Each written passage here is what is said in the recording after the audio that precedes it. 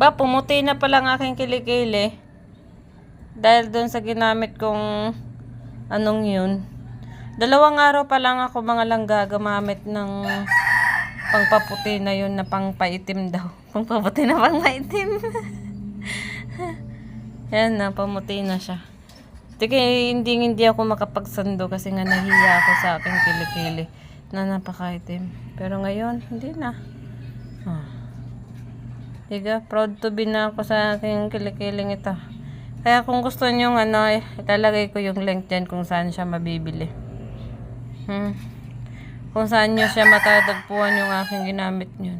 Punta kayo sa Robinson, pasok kayo ng department store. Alam nyo guys, Yun. ang dami ko nang sinubukang gamitin ng mga produkto. Pero wala pa rin eh. Wala pa rin nangyayari sa kilikili ko.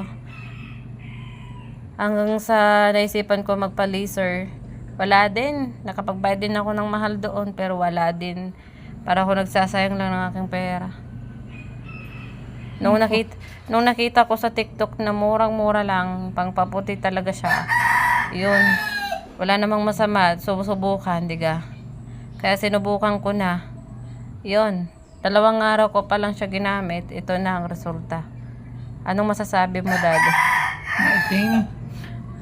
Grabe naman to. Oh, maitim pa gayon. Mas maitim pa nga yung kamay mo sa kilikili ko eh. Diga. Ngimay ng aking kamay.